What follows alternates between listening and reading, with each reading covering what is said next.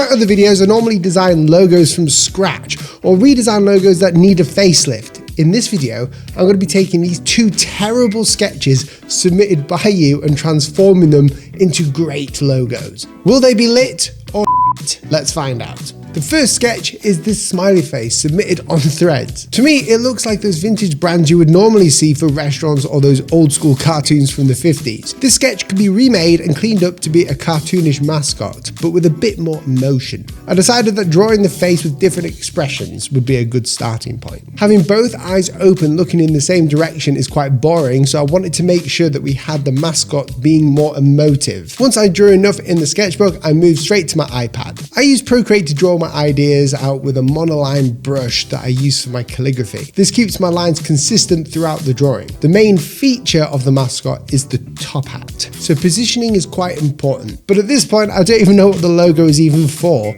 So as I'm drawing, I'm thinking of companies and industries that would suit this style. I figured the most natural setting for this would be a fun, innocent industry, like ice cream. And I also needed to make a name for the fake business too, but none of the names I thought of really fit the self-made brief. So instead, I decided to name the mascot instead, Mr Gooey. Who wouldn't enjoy that? I chose my favorite version of the mascot and started on the logo type. There are a few styles I could have chosen for it, but I wanted to keep the fun, melting jello-like feeling of the concept. So I decided to use a groovy form of bubble writing. I'm happy with the bubble writing, but I noticed that the 2 O's form eyes. I wanted to see what the gooey logo type would look like if I made the mascot at the bottom using those eyes. But this was a bad move, and it will forever give me nightmares. It looked well creepy. I liked the bubble writing though, but it felt like it wasn't retro enough. I'm a hand lettering artist and I love retro monoline lettering, so I wanted to see if I could create another version of the logo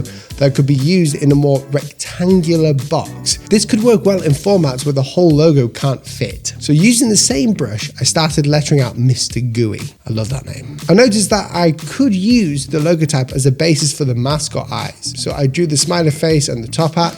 It worked out really well and I was so happy about that. The face has a lot of character. To be honest, I think I prefer the second version. It's more of my style, but I know the first logo will work the best on ice cream packaging. Okay, now it's time to bring this into Illustrator to vectorize. I airdropped the Procreate file into Photoshop and then worked in Illustrator. I wanted to work on the retro lettering first. I always like working on my favorite first. It's just something that I do. To save time, I wanted to see if I could just image trace it in, but as you can see, it didn't look good. Even though I want the old retro effect, it looked unprofessional. So I decided that I would use the pen tool and hand draw the design. Using this gives me even more control over the work. I can always roughen it up and give it that old look effect later with Photoshop filters and effects. So using the pen tool on high smoothness, I was able to draw the mouth, the nose, and the hat. To make the line work even nicer, I go in with a delete anchor point tool and hold down Shift. This keeps the overall shape of the path whilst deleting unnecessary anchor points. Using the line tool with the same stroke width, I created the stars around the logo and boom,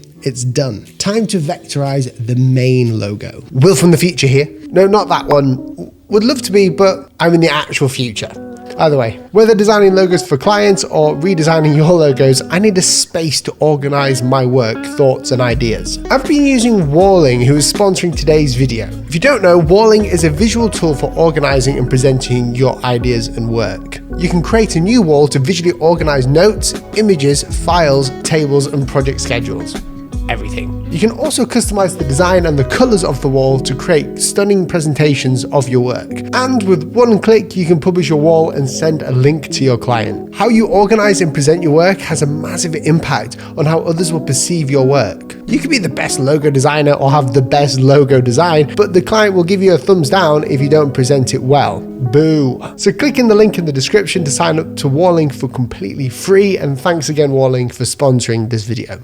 I used the same method to draw Mr Gooey's face, making sure it looks clean and professional all throughout. When vectorizing the bubble writing logo type, I decided to hop out of Illustrator and move into Glyphs 3. This is a type design / font making app with better pen tool functionality. In essence, it allows me to have even more control over the handles and also gives me more control over the overall letter form's curves. When I was happy, I copy and pasted it back into Illustrator and worked on the fluff outside of the logo, the stars, everything else. Ice cream is all about its color though, so choosing the color wasn't too hard. I chose very standard colors from the design, but keeping in mind the packaging and how this would translate to a tub on the shelf. Ice cream packaging normally has a color system depending on the flavor, so I decided to go for strawberry. I chose this light pink as the background color and a nice green for product awareness and pop.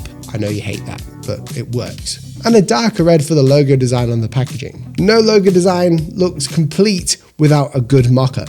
So I grabbed a mock-up from Envato Elements, brought it into Photoshop, and I wanted this to be the most minimal but visually interesting ice cream I could make. So I decided not to go crazy on the visuals of the packaging. There can be a lot of unnecessary visuals there. And there you have it. Is it lit or is it not? Let me know what you think down below. This next sketch was given to me on Threads as well. In this, he's given a whole brief as well, so this is going to be easy, I think. Here's the context that he wrote. El Fuego. It's a celebrated restaurant known for its bold, spicy flavors and creative Mexican dishes. The logo features a captivating sketch of a skull wearing a sombrero, symbolizing the fusion of Mexican culture and cuisine. Behind the skull, vibrant flames evoke the fiery passion and energy that defines the restaurant's culinary offerings. With its distinctive and visually striking logo, El Fuego invites patrons to experience the exciting and flavorful world of Mexican cuisine. Nice.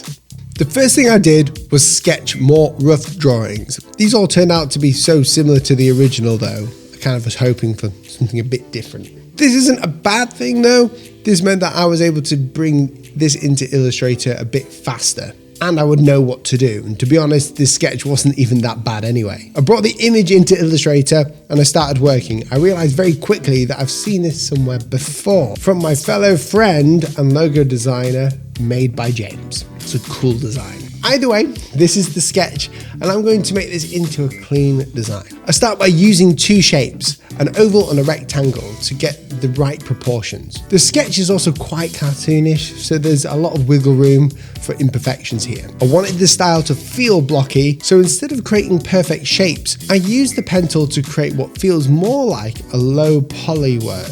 Instead of keeping the skull as a perfect shape, I wanted to see if I could make the design more handmade. For the logo type, it's always a good idea to have a font that looks visually similar to the icon. I found this great Adobe font called P22 Nudgewink Pro. What a strange name. This has the playful Mexican saloon feeling I wanted to get across. So after messing around with colors, I downloaded a mock-up of hot sauce, changed the color to a nice sandy beige and added it into the mock-up. And just like that, we've taken this design from this to this. The essential difference being that it's just added color, I've made it my own style. But you get the point, taking a sketch to a logo. If you enjoyed this video, consider subscribing to the channel. Send me over your terrible sketches, even if you just make them for fun, over on Threads, Twitter, Instagram. Thank you for watching and I'll see you in the next video.